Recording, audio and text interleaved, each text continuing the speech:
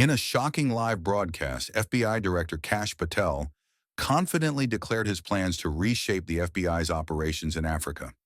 But just as the world was listening, one unexpected figure appeared on screen: Burkina Faso's President Ibrahim Traoré. What Traoré revealed about Patel's family would leave millions speechless and Patel scrambling for answers. The confrontation that followed would alter the course of Patel's career forever. What dark secrets did Traoré expose, and why did Patel completely unravel on live TV? Before we move on, I'd like to ask you a small favor. If you appreciate this content, please take a second to like this video and subscribe to the channel. Over 98% of you watch the videos without subscribing. It costs you nothing, but it makes a huge difference to us. So did you click the subscribe button? Great. Thank you so much. Now back to the video. Kash Patel walked into the CNN studio exuding the kind of assurance that had defined his reputation. He wasn't just there to defend his leadership at the FBI, but to assert a global agenda. In the interview's early minutes, he outlined his bold vision for recalibrating international intelligence operations. Dismissing accusations of overreach, he made it clear that his work wasn't strictly tied to domestic concerns.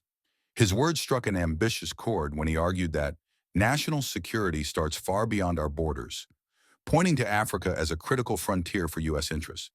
Patel wasn't shy about his belief in U.S. dominance, framing it as a responsibility rather than an imposition, but his rhetoric quickly sharpened when the topic of African leadership came up. His target? Young presidents like Ibrahim Traoré. Patel's criticisms of Africa's so-called new wave of revolutionary leaders grew increasingly pointed as the segment progressed. Without naming Traoré at first, he painted a picture of instability under underprepared populist governments that lacked clear direction and left themselves vulnerable to foreign influence, especially from nations like Russia.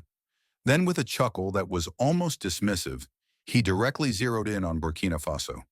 Calling it a case study in how not to lead, he dismissed Ibrahim Traoré as a gesture leader at best, accusing him of stoking nationalist rhetoric that would isolate the country rather than secure its future.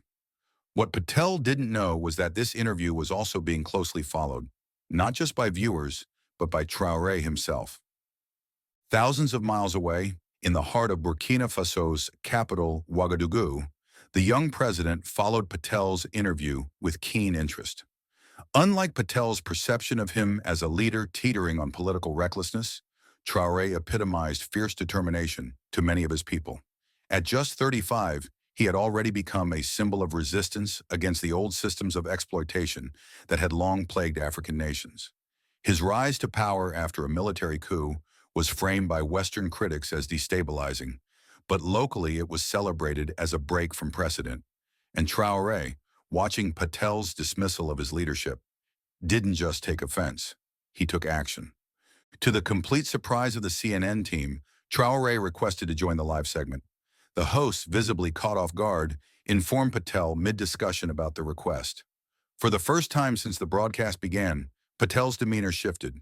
His self-assurance faltered, only for an instant, but enough to be noticed.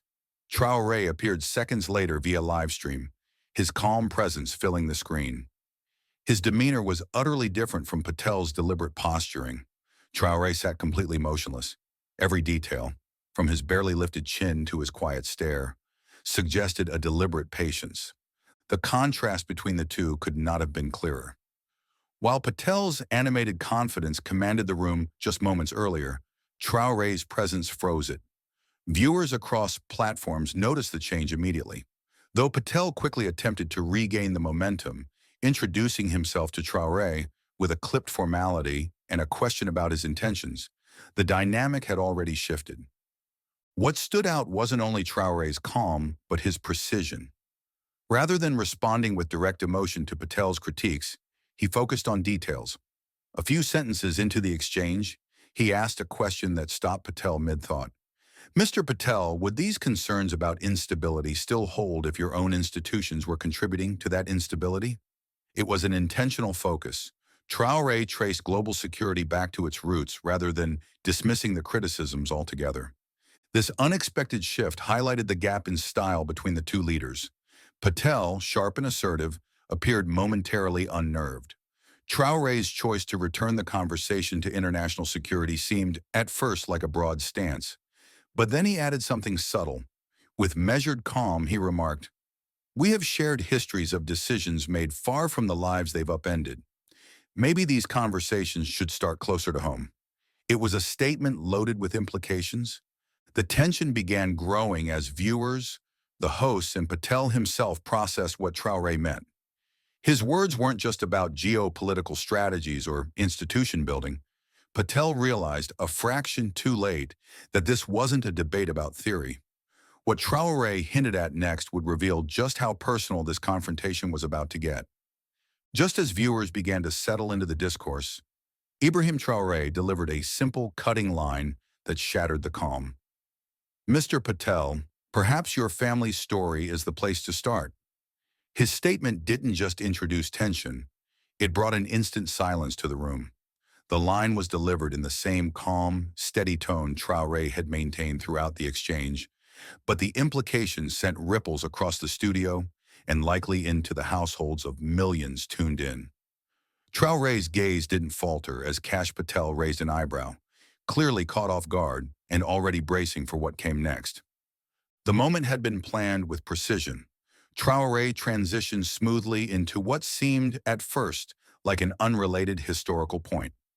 As he spoke, he outlined the broad importance of immigration as a force that builds nations, not divides them.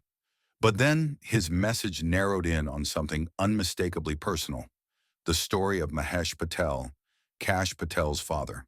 With unnerving composure, Traoré revealed Patel's father's relocation from India to the United States decades ago. He explained how Mahesh had arrived on a student visa, but by exceeding